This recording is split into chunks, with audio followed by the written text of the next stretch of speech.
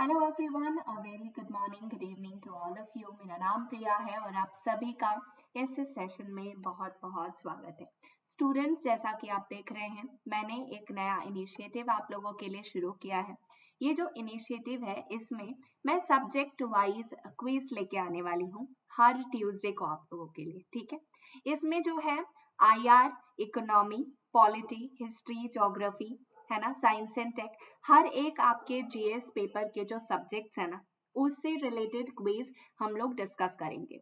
जैसा कि आप जान रहे हैं कि दिसंबर खत्म हो चुका है, नया साल आ गया है और अब आपके पास 5 महीने से भी कम समय बचा है एग्जाम के लिए, है ना।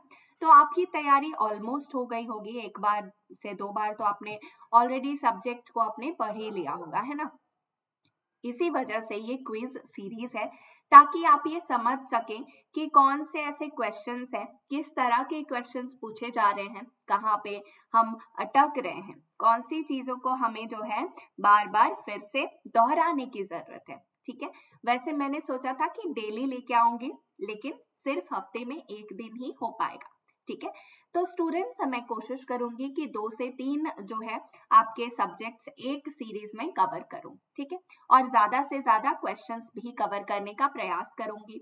ठीक है, इनिशियली मैंने इसको कम समय के लिए रखा है, पहले मैं देखूंगी अगर आपको ये सीरीज पसंद आता है तो फिर मैं इसको ज्यादा समय के लिए भी लेके आऊंगी। ठीक है, चलिए सीरीज को शुरुआत करेंगे। बहुत ही इंपॉर्टेंट और महत्वपूर्ण ये सीरीज होने वाला है, लेकिन उससे पहले कुछ इंपॉर्टेंट इंफॉर्मेशन आपके लिए। तो आपको जो है बताना चाहूंगी कि एक्सटेंशन ऑफर अनअकैडमी के द्वारा नए साल में आप लोगों के लिए चल रहा है। कोई भी कोर्स पे अगर आप सब्सक्रिप्शन लेते हैं तो अभी आपको कुछ ना कुछ महीने तक के लिए जो है फ्री में तैयारी करने का मौका यहाँ पे मिलने वाला है। ठीक है, किसी भी कोर्स को सब्सक्राइब करने के लिए प्रिया 11 आप लोग रेफरल कोड के तौर पे इस्तेमाल कर सकते हैं। ठीक है, इससे क्या होगा, आपको जो है डिस्काउंट इससे मिल जाएगा 10%, 30%, 12%। ठीक है, जो भी डिस्काउंट्स अवेलेबल हैं वो आपको इससे मिल जाएगा। ठीक है स्टूडेंट्स, इसके अलावा मैं आपको ये भी बता दूं कि जितने भी इंग्लिश मीडियम विद्यार्थी हैं उनके लिए फाउंडेशन बैच स्टार्ट किया गया है। इसमें 12 महीने तक आपको फ्री एक्सटेंशन मिलने वाला है। तो अगर किसी कारणवश आप नहीं भी सिलेक्ट हो पाते हैं तो फिर से आप अपनी तैयारी इंडिया के बेस्ट एजुकेटर्स के साथ कंटिन्यू कर सकते हैं। ठीक है, आपके लिए हिंदी बैचेस भी शुरू किए गए हैं और क्लासेस जो है 5 जनवरी से ऑलरेडी शुरू हो चुकी हैं। ठीक है, इसमें जीएस सीसेट हर चीज कंप्लीट करवाया जाएगा। अगर आप भी ये सपना लेके चल रहे हैं कि 2025 में एग्जाम क्लियर करना ही है, तो आपको भी इस बैच के लिए सब्सक्राइब कर लेना चाहिए, ताकि कोई भी इंपॉर्टेंट इंफॉर्मेशन या नॉलेज आपसे स्किप ना हो। साथ ही प्रीलिम्स 2024 की अगर आप टारगेट रखते हैं तो इसके लिए टेस्ट सीरीज आप जरूर लगाइए। टेस्ट सीरीज शुरू हो चुके हैं, काफी अफोर्डेबल कीमतों में आपके लिए रखा गया है। साथ ही स्टूडेंट्स, अगर आपने मेंस क्लियर किया है और इंटरव्यू के लिए तैयारी कर रहे हैं तो आपके लिए free UPSC mock interview session Unacademy की तरफ से अवेलेबल करवाया जा रहा है, जिसमें 2022 के ऑल इंडिया जो टॉपर्स हैं उनके द्वारा और 3 रिटायर्ड सिविल सर्वेंट्स के द्वारा आपको जो है प्रॉपर गाइडेंस मिलने वाला है कि कौन से वो की एरियाज हैं जहां पे आपको फोकस करने की जरूरत है। तो अब देर नहीं करते हैं, इंफॉर्मेशन मैंने आपको दे दी, शुरुआत करते हैं पहले क्वेश्चन से। स्टूडेंट्स, यहाँ पे सबसे पहला क्वेश्चन आपकी स्क्रीन पे है। इसमें 3 स्टेटमेंट्स आपको दिए गए हैं। एक बार फटाफट इसको रीड करिए और मुझे करेक्ट आंसर कमेंट बॉक्स में बताइए कि इसका करेक्ट आंसर क्या हो सकता है। देखिए, ये जो है आज का जो सेशन है, ये आईआर और इंडियन इकोनॉमी के प्रश्नों को मैं इसमें लाई हूँ। ठीक है, तो ऐसे देखा जाए तो आईआर से प्रीलिम्स में प्रश्न नहीं किए जाते, लेकिन मैं आपको बता दूं कि क्योंकि इंटरनेशनल रिलेशंस के जो मुद्दे हैं वो करंट अफेयर्स में बहुत ही देखे जाते हैं। ठीक है। तो इसी वजह से क्वेश्चन जो है IR से देखे जाते हैं करंट अफेयर्स के तौर पे, ठीक है। इसी वजह से आपके लिए ये सारे सब्जेक्ट्स और प्रश्नों को हल करना जरूरी है।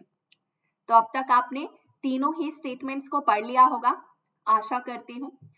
और इसका करेक्ट आंसर अगर हम देखें तो इसका जो करेक्ट आंसर है वो है ऑप्शन सी, ठीक है। Maldives is the right answer, ठीक है। हाल ही में क्या हुआ है कि मालदीव्स ने जो है भारतीय गवर्नमेंट, भारत सरकार जो है उससे कहा है कि मिलिट्री पर्सनल को जो है वापस ले लें।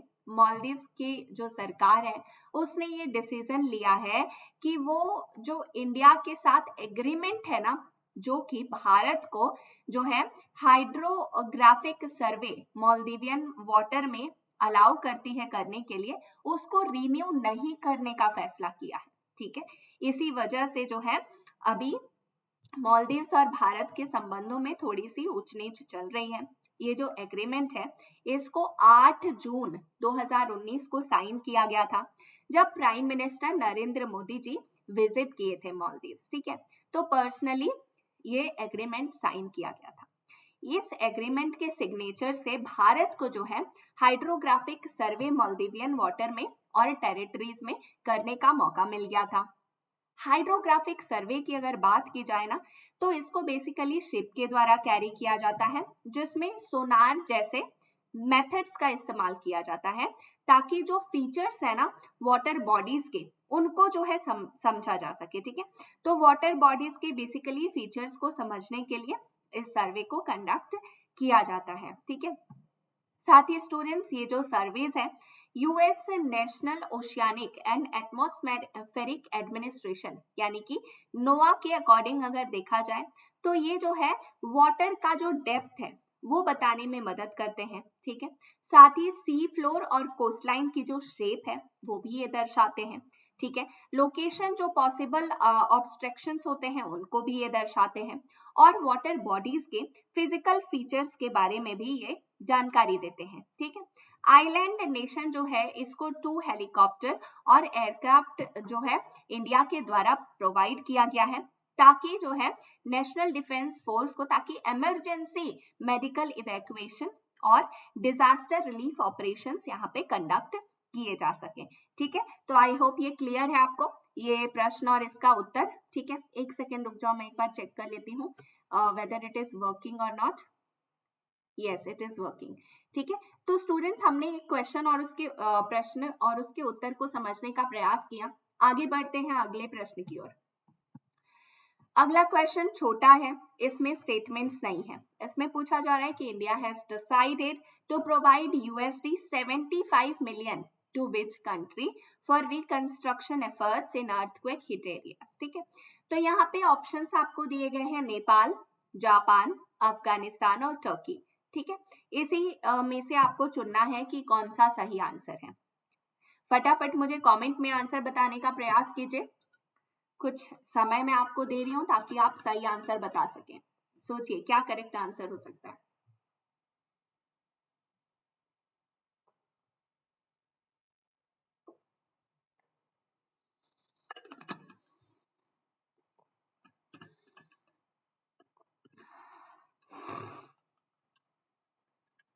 सो स्टूडेंट्स इसका जो करेक्ट आंसर है वो है ऑप्शन ए, नेपाल, ठीक है।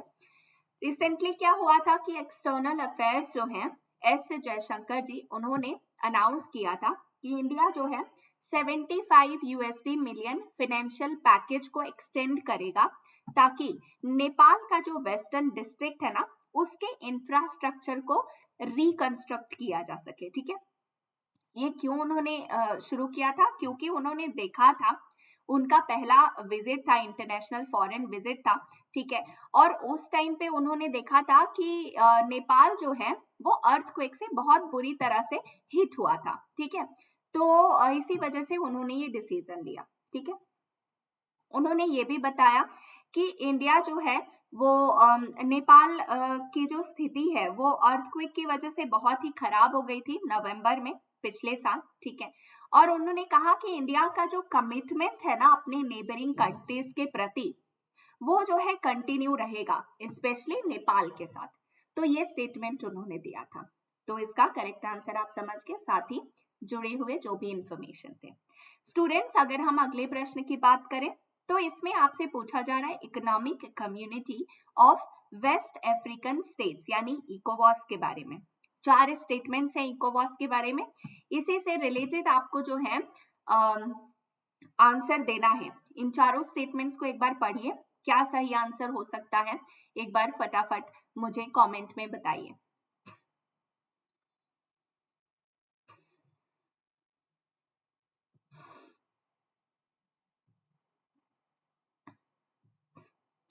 सो स्टूडेंट्स, यहाँ पे अगर करेक्ट आंसर की बात करें ना तो सी इज द राइट आंसर। सिर्फ 3 स्टेटमेंट्स इसमें सही है, ठीक है। इसका वो चला गया, ओके मैंने वापस से क्लिक नहीं किया था, ठीक है। तो एक बार यहाँ पे सी इज द राइट आंसर, सिर्फ इसमें 3 स्टेटमेंट सही है। कौन सा गलत है क्या आप मुझे बता सकते हैं? सॉरी, देखिए इसमें गलत स्टेटमेंट की बात करें ना तो third statement is not correct. क्यों? बिकॉज सिएरा लियोन जो है ये एक मेंबर ग्रुप है इकोवॉस का, ठीक है, और यहाँ पे दिया गया है it is not a member group, ठीक है। तो इसी वजह से ये गलत स्टेटमेंट है, ठीक है। और बाकी जो 3 स्टेटमेंट्स है ना ये सही है, तो इसीलिए 3 स्टेटमेंट्स इसके करेक्ट है। सी इज द राइट आंसर, ठीक है। अब यहाँ पे मैं अगर बात करूं कि इसके कौन कौन से मेंबर स्टेट्स या कंट्रीज हैं, तो देखिए स्टूडेंट्स इसमें 15 मेंबर्स हैं, ठीक है, जिसमें कि बेनिन हो गया, बुर्किना हो गया, फासो हो गया, केप वेर्दे हो गया, ठीक है, कॉम्बिया हो गया, गाना हो गया, गिनिया हो गया, ठीक है, नाइजीरिया, ठीक है, सीरा लियोन, ठीक है, सेनेगल और टोगो, फिर इसके अलावा माली, नाइगेरिया, ये सारी कंट्रीज इंक्लूडेड है, ठीक है। तो ये जो 15 कंट्रीज है ना इनको थोड़ा सा ध्यान में बस रखिएगा, क्योंकि इसकी जगह कुछ और भी पूछा जा सकता है ना। तो आई होप आप समझ गए इसका करेक्ट आंसर। आगे बढ़ते हैं अगले प्रश्न की ओर। अगला प्रश्न जो है उसमें पूछा जा रहा है कि कंसीडर द फॉलोइंग कंट्रीज। इसमें है Oman, Egypt, UAE, Saudi Arabia. इसमें पूछा गया है कि इनमें से कितनी कंट्रीज है जो अपनी बॉर्डर्स जो है येमेन के साथ शेयर करती है ना। 4 ऑप्शंस है यहाँ पे आपके सामने, तो आपको इसके तहत करेक्ट आंसर बताना है। सोचिए क्या सही आंसर हो सकता है।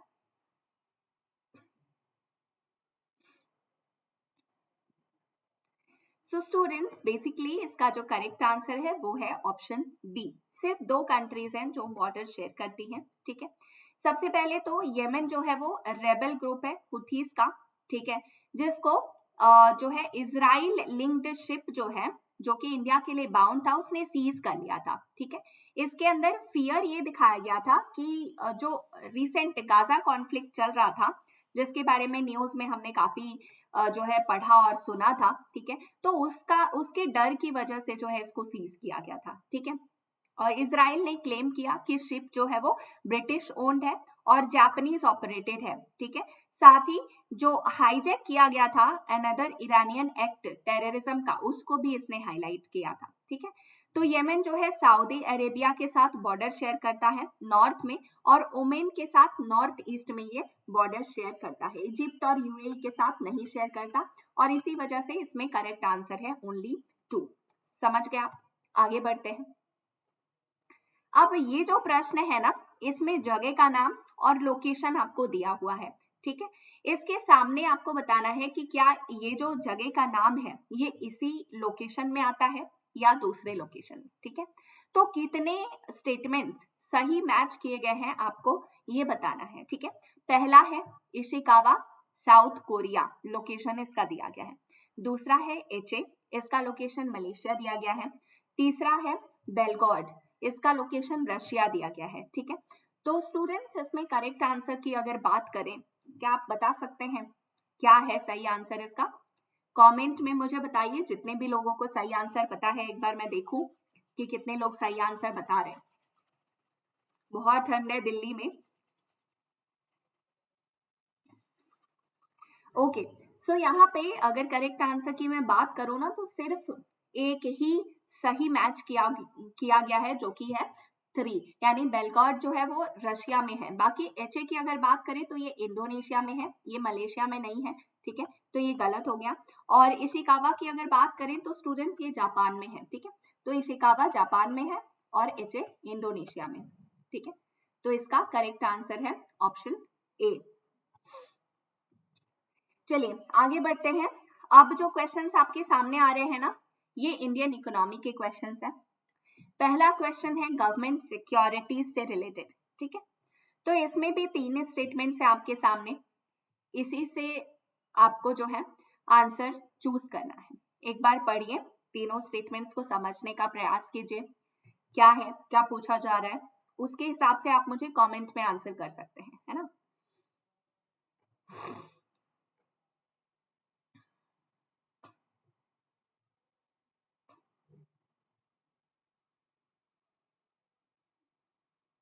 ठीक है, तो स्टूडेंट्स यहाँ पे करेक्ट आंसर की अगर बात करें तो B is the right answer, ठीक है।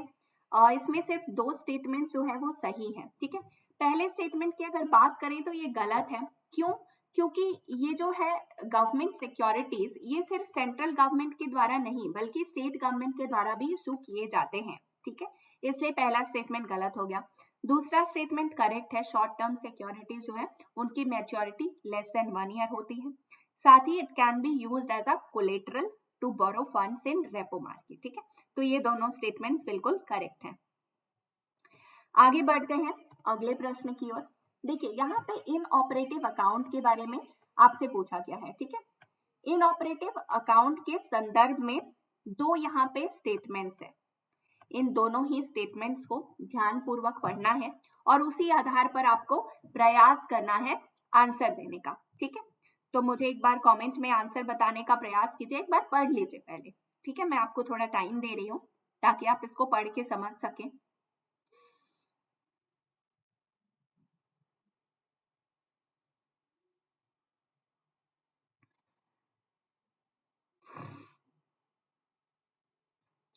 ओके, सो स्टूडेंट्स यहाँ पे दोनों ही स्टेटमेंट जो है ना वो गलत है इन ऑपरेटिव अकाउंट के बारे में।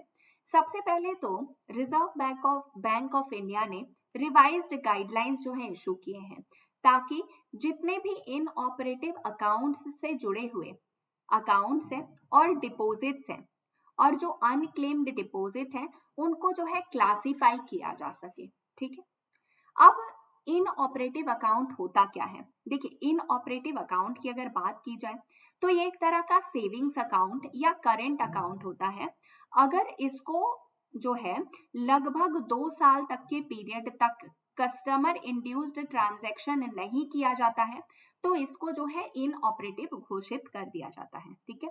फिर से एक बार सुनिए, अगर किसी भी तरह का कस्टमर इंड्यूस्ड ट्रांजैक्शन नहीं हो रहा हो सेविंग्स या करेंट अकाउंट में लगभग 2 साल तक के पीरियड तक, तब इसको इनऑपरेटिव घोषित कर दिया जाता है, ठीक है।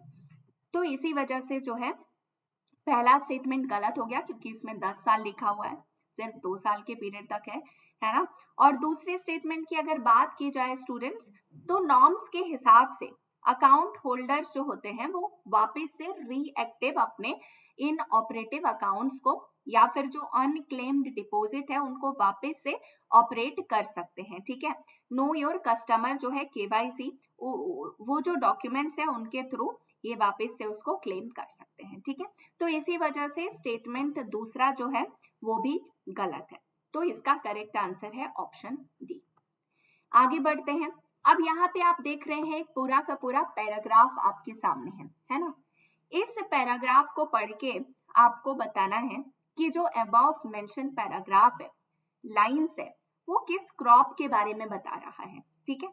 तो यहाँ पे आप एक बार फटाफट क्विकली रीड करिए, सोचिए कि ये किस क्रॉप के बारे में बात कर सकता है।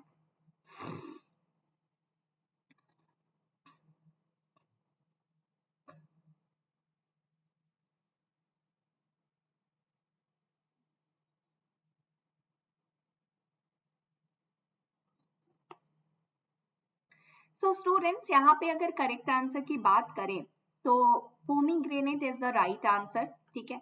पोमीग्रेनेट की अगर हम साइंटिफिक नेम की बात करें तो इसका साइंटिफिक नेम है पुनिका ग्रेनेटम, ठीक है। ये इंडिया का most important commercial fruit crop है और ये ईरान से इंडिजिनस है, ठीक है। साथ ही pomegranate only grown commercial crop है जो कि महाराष्ट्र में उगाया जाता है। इसके अलावा इसके कुछ स्मॉल स्केल तौर पे प्लांटेशन जो है गुजरात, राजस्थान और कर्नाटका में भी देखे जा सकते हैं, ठीक है। तमिलनाडु, आंध्र प्रदेश, उत्तर प्रदेश, पंजाब और हरियाणा में भी स्मॉल स्केल पे इसके प्लांटेशंस देखने को मिलते हैं, ठीक है। तो इसी से आप अंदाजा लगा सकते हैं कि पोमीग्रेनेट के बारे में बात हो रही है, ठीक है। So I hope you got this answer. आगे बढ़ते हैं। अगला स्टेटमेंट जो है वो ऑफ बजट बोरोइंग्स से रिलेटेड है। उसके संदर्भ में दो स्टेटमेंट्स हैं, आपको उसी के हिसाब से आंसर भी चुनना है। बहुत बड़े स्टेटमेंट्स नहीं है, छोटे हैं, आसानी से आप पढ़ सकते हैं। बताइए मुझे कमेंट में क्या सही आंसर है इस प्रश्न का। सो स्टूडेंट्स, यहाँ पे ऑफ बजट बोरोइंग्स की अगर हम बात करें तो दोनों ही स्टेटमेंट जो है इसके संदर्भ में बिल्कुल सही है, ठीक है। ये जो है सेंट्रल गवर्नमेंट को अलाउ करते हैं कि वो अपने एक्सपेंडिचर को फाइनेंस कर सके और साथ ही फिजिकल डेफिसिट का जो कैलकुलेशन होता है उसमें ऑफ बजट बोरोइंग को इंक्लूड नहीं किया गया है, ठीक है। इसी वजह से सी is the right answer.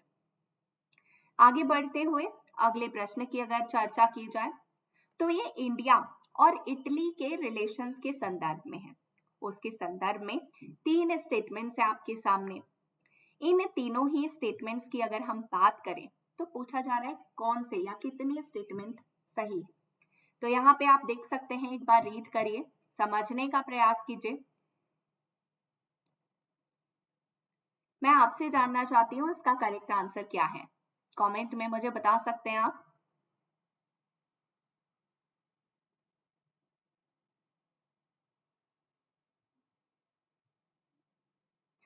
So students, यहाँ पे करेक्ट आंसर जो है वो सिर्फ दो स्टेटमेंट्स है। क्यों?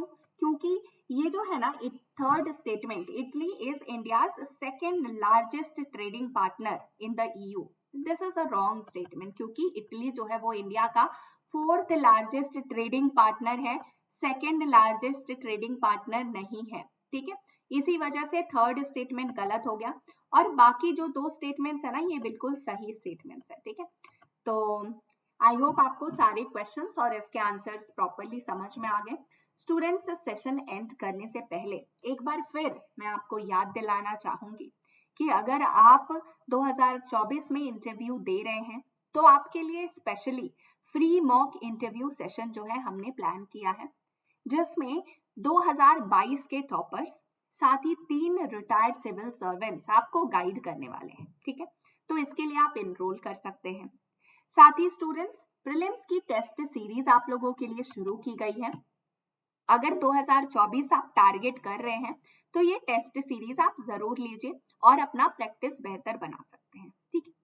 फाउंडेशन बैच शुरू हो चुका है, लक्ष्य बैच भी शुरू हो चुका है। Foundation batch English medium students के लिए और लक्ष्य बैच जो है वो हिंदी मीडियम स्टूडेंट्स के लिए, ठीक है।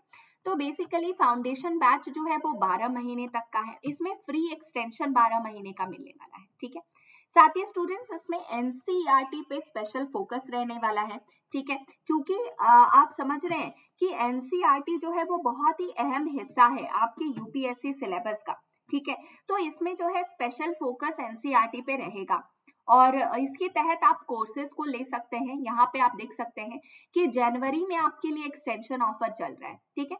तो कितने भी महीने का आप कोर्स लेते हैं ना, उस पे आपको कुछ ना कुछ एक्सटेंशन मिलने वाला है, मतलब आपकी तैयारी जो है वो बहुत ही बेहतर होने वाली है, ठीक है। अगर आप पहले साल में एग्जाम नहीं भी निकालते हैं ना तो भी आपको पूरा मौका दिया जाएगा कि आप दूसरे साल में हमारे साथ तैयारी करें और एग्जाम निकालें, ठीक है। तो किसी भी कोर्स को सब्सक्राइब करने के लिए इस रेफरल कोड का आप इस्तेमाल करेंगे, प्रिया11, ठीक है। इससे आपको जो है डिस्काउंट मिलेगा किसी भी कोर्स पे, ठीक है। तो आप उसको यूज करिएगा। तो स्टूडेंट्स, आई होप सेशन आपको पसंद आया और मुझे कमेंट करके जरूर बताइएगा। साथ ही चैनल को सब्सक्राइब करिएगा ताकि आपको जितने भी हम सेशंस प्लान करेंगे उसके बारे में जानकारी मिलती रहे।